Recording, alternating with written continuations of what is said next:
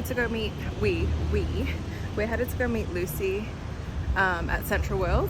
There is a luxury goods sale. We just want to have a look. They seem to have them pretty often. I think they import the designer bags from like Japan and China. She lives in Macau and she said that people are dripping in designer in Macau. So anyway, we just want to have a look, and both of us really like Central World, so. Alright, I'm here. Now I just have to find her.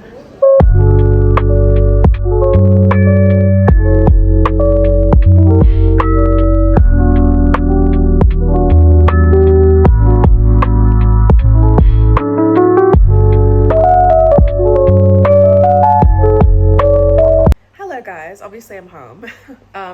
I couldn't really, well, we weren't supposed to film in the luxury goods sale thing, and then afterwards Lucy and I just went for a coffee, and then she left to go to like a beauty store that's like outside of Central World, and I stayed in Central World to get some content because I'm back on my short form content game, and then my phone was dying, so I came home. Anyways, I'll give you like a debrief of the luxury goods sale. So these seem to happen pretty often. I think I've seen like one a month or one every other month since I moved here in August. I'll see like influencers post about them. This one was at Central World on the 7th floor. If I can find, because Lucy's the one that sent it to me, if I can find if there's like a Instagram page, I'll put it on the screen just in case you guys are interested for like future ones. Anyway, there was a line. there were lines all day, but there was a line to get in, and there was people there holding up like a QR code for you to scan and fill out a form to get in. They never ended up asking for the form, so I'm assuming they just did that to collect data, to collect people's emails and stuff like that. It was a good mix of locals and tourists there. They wouldn't let you bring anything in, so you get given like a plastic Ziploc bag before you go in. I had like a bottle of water in my bag. You have to leave all that outside, and then they basically have like a locker system, so we both just had like small handbags each. In the plastic Ziploc bag you could put your phone, your credit cards and cash, and that's it. Everything else had to stay, even like your card holders, everything had to stay in your handbag or whatever you had with you. So we put our bags together, and then they just gave you like a card so you knew which number bag was yours. They even made me take my cap off as if I could hide like a Louis Vuitton under my hat. And then you enter in. It's a big room, and there's several long tables, like rows of long tables that have bags all over them. And then the perimeter of the room was like shelving, like cubed shelving, and there was bags all in those shelving. And then there was a section like of glass cabinets that had watches, wallets, card holders, like smaller items, and also like the more expensive bags that would be locked in the cabinets. Like they had a lot of like Hermes mini Kellys and stuff like that. So as you'll see, I got minimal footage because we were not supposed to be taking pictures or videos in there, but you know, I'm a rule breaker. The main brands they had there was Louis Vuitton and Gucci. That was like the majority of what was there. But they did have other brands, like they had Stella McCartney, Celine, yeah, pretty much everything. Was I impressed? Not really. Some of the brands, some of the bags were not in the best quality. Obviously it's secondhand, but some of them like really looked secondhand. Some of them looked brand new, I will say that. And it's not like we got there like, you know, as it opened, so I'm sure a lot of the really good bags had already gone. Some of them did look fake. Like there's a few that Lucy and I questioned. We're like, is this real? But apparently they're all authentic, apparently. The pricing, some were priced well, and some were priced a little bit ridiculous. Majority of the shoppers were like us, like normal people shopping for themselves, but there definitely were personal shoppers and resellers there that had like multiple bags each, and some even like taking up like a corner of the room to hold what they were looking for their clients, I guess, and take pictures and send messages and stuff like that, which is pretty interesting. I do like the fact that Thailand is really into thrifting and secondhand. Like there's no waste for this type of stuff. Like this stuff is not going to landfill, which is great. I'm pretty sure majority of this stock is brought from like China, Japan, Macau, whatever. So I'm glad that Thailand, it does promote like secondhand thrift shopping. I personally don't think I would go to one of these sales again. When I was younger, I wanted like a lot of designer stuff, and now not as much. Like there is a few things that I do want, but I would, yeah, I don't want them like immediately. I don't know, the way my brain works is like, do I want to spend $4,000 on like a Louis Vuitton bag, or would I rather invest the $4,000 or like start a business with that $4,000 or put it towards like a deposit for an investment property?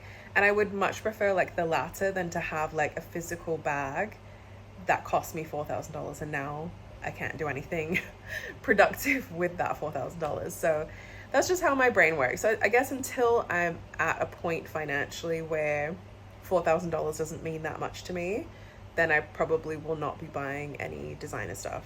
There was actually only one bag that I saw there that I did like, which is a little Celine bag that I have in the content that I got today.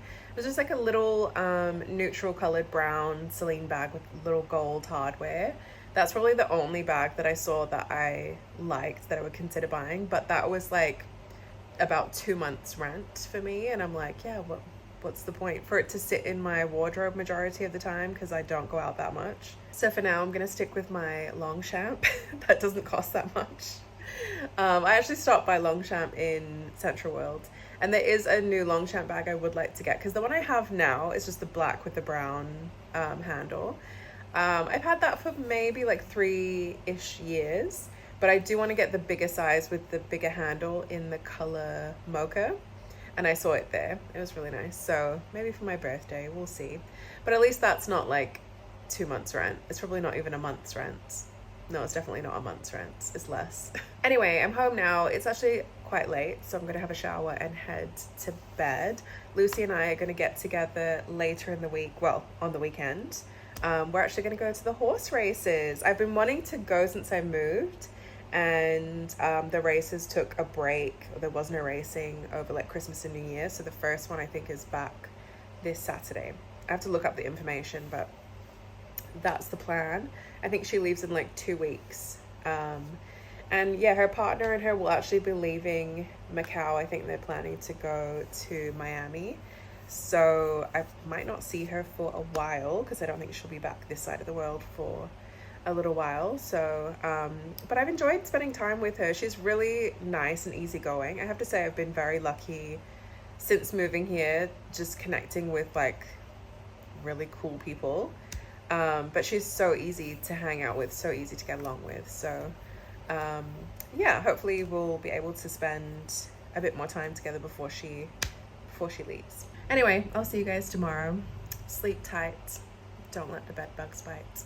Good morning, guys. The last time I spoke to you, it was Wednesday, and I was like, see you tomorrow. Very fake of me, because it's now Sunday.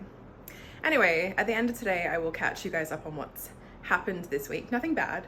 I just don't have time to chit chat right now because I'm gonna go to church. I haven't been in like 3 weeks in person. I've watched it online, so they stream it on YouTube.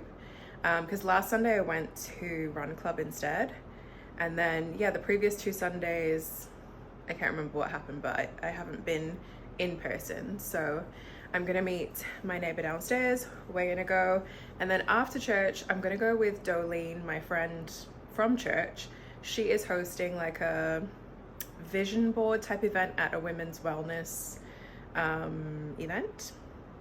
I don't really know that much about it. She messaged me and told me about it, and I was like, cool, I'm down. I'll just go with her after church. So that's the plan. Let's go. I don't know if you guys can see, well, I'm sure you can, how this is not the windows dirty. This is actually pollution, how like foggy it is. But that is kind of why I haven't been doing anything this week. Anyway, I will, yeah, look how bad that is. The window's a bit dirty, but that is pollution. Great. But yeah, I'll talk about it in depth later in the vlog because I obviously don't have time to speak about all of that. But yeah, I try to keep it positive on here, but we will talk about the bad parts about living here. I forgot my phone charger. I'm gonna be out most of the day, so better to be safe than sorry in case I need to get a grab car home. The lighting in here is not bad, is it? Wow, I need some of this in my bathroom.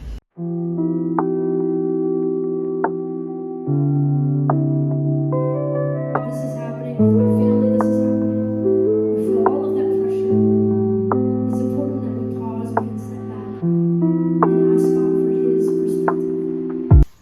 We are here. This place is so beautiful. This is the upper level. Just gonna go back downstairs.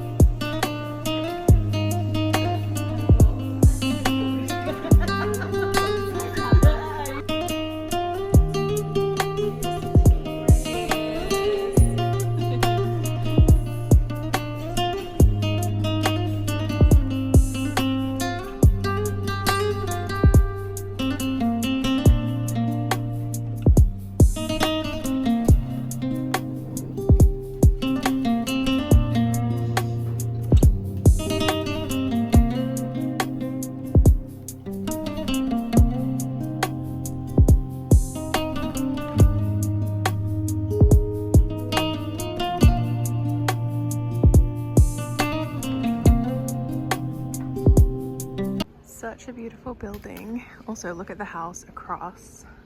Let me show you guys. Like that walkway looks so cool. I think that looks like an office or something they have there. This is a very cool neighborhood. I've got to walk around someday and have a look. I'm home now and I have my little, I saw someone call this a fridge cigarette and I thought that was funny. But yeah, I had a really good day. So yeah, as I said this morning, I didn't really know what to expect because I didn't know much about the event, but I was pleasantly surprised. So we went to this place called Catalea Estate. It's a restaurant cafe. It's actually not too far from where I live. It's really, really nice, like aesthetically and otherwise, it's just really nice. I think going forward, I will probably take my laptop and just sit there, grab a coffee and do some work because it's very quiet, very peaceful, and apparently during the week even more so, it's quiet and nice. So yeah, I think that might be a future remote work spot for me. Anyway, we had a complimentary lunch. So you had two things to choose from. Actually, one was like a smoothie bowl, so it wasn't really like lunch, and then the other one was a chicken pesto pasta, which pretty much all of us chose. And then you got a juice with it as well. So the juice that we had was like orange, ginger, turmeric, that type of vibe. Really nice. And then we went upstairs to like the workshop room, and they had it set up for us to do the vision boards. I've never done vision boards like with other people. I find like, I don't mind sharing some of my goals, but some are more like personal that I wouldn't really want to do that like around other people. That's something I would want to keep private. But this type of vibe was more like they had stuff already cut out, as you guys would see, like quotes and things like that, and like dried flowers. So it was less of like intimate details of your goals and more of like a vibe with like inspirational quotes and stuff like that. So it was actually quite nice. I think all of the women there go to my church, but I actually only knew two of them, Jolene and another lady, Sonia. The church is not that big, but there's two different services, so you can easily, I guess, like not meet people. If like I always go to the 9 a.m, maybe someone else always goes to the 11 a.m, so we just don't ever meet or see each other. So it was nice to connect with other ladies and meet them. But yeah, it was just a nice vibe. Anyway, my phone is dying now, so I just have it plugged in. Is that gonna this is awkward. Anyway, let's talk about pollution. You know, I like to keep it positive and, you know, focus on positive. But there's downsides to anywhere you decide to live. And I knew about the pollution issue before I moved to Bangkok. I was kind of all up in Bangkok, everything, probably 9-10 months before I moved. So I knew that pollution was an issue, so this is not a shock to me. But I just wanted to, I guess, like live here a full calendar year and see, is it something that will bother me, or do I need to like maybe live in Bangkok half the year and then like go south for a few months, or I don't know, we'll see. Anyway, Wednesday was the first day we actually got an alert to say that the what's it called, the pollution was quite bad, and it said like which areas it was the worst in, and that the government advises that you wear masks. Visibly it wasn't that bad on Wednesday, but Thursday it looks like fog. It's just like really, really foggy, and like the skyline that you would normally see, you can't see it. Like the buildings are like not visible.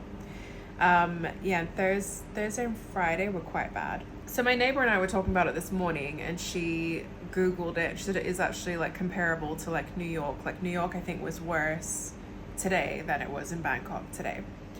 So, I mean, it's a big city thing, and I know London is really similar. Like I have friends that live in London, and when they take the tube, the underground, you know, to and from work, when they blow their nose, like just like black comes out, you know, like it is a lot of dust. For Bangkok, I mean, there's a few contributing factors.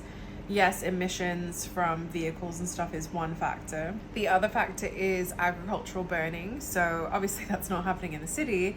In other parts of Thailand, they do agricultural burning. I can say big words. Yeah, they do agricultural burning, and unfortunately the, what do you call it? Not dust, the smoke finds its way to Bangkok. Apparently Chiang Mai is worse during the burning season. Because my first initial thought, and I was telling my neighbor this morning, would be like, oh, escape to Chiang Mai, it's in the mountains. But a lot of the burning does actually happen there, and it's somewhat worse there. The heat is another contributing factor, so it kind of traps it. The heat and the humidity kind of traps the pollution, and like there's no airflow to just like get it out. So when the rainy season comes around, there's relief because the rain and everything kind of like dissipates the pollution. So up to now, it has not bothered me. I hear a lot of people complain about having like allergy type symptoms or asthma type symptoms. It has not bothered me like the entire time I've lived here. I would say on Wednesday when I got home, I could kind of feel it in my throat, but then I don't know if it was like in my head or not, because obviously we got that alert. Anyway, so I didn't end up going out. The only plans I had to leave home were on Saturday. Lucy and I were going to go to the horse races. We decided to skip it because that's something that's on like every week, so we'll probably go this weekend next weekend. And because it was an outdoor thing, we're like, yeah, let's not do that. But yeah, other than ducking out to Big C next door to get some groceries, I didn't leave home.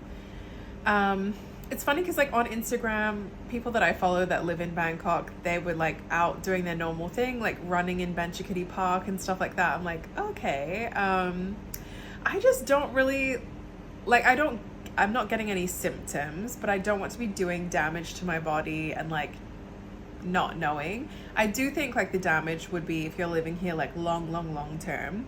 But yeah, I just don't, if I can stay home when the pollution is bad, I will stay home. The government does recommend wearing the KN95 masks that we used to wear during COVID. So I do need to get some of them. And then, you know, on the days when the pollution is bad, to do indoor things, you know, go to the mall, stuff like that.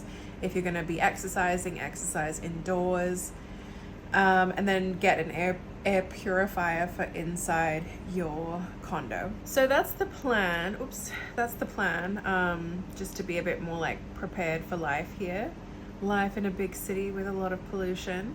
But yeah, I mean, that's the reality. Like, I'll be honest with you guys. There's so many upsides to living here, but like every single place, there's going to be downsides. And that is a big downside to living in Bangkok. And if you do have allergies and you do have asthma, you might want to rethink moving to Bangkok and maybe move to a different city, maybe like Phuket, or even Hua Hin. Like, you wouldn't get the same amount of pollution out that way.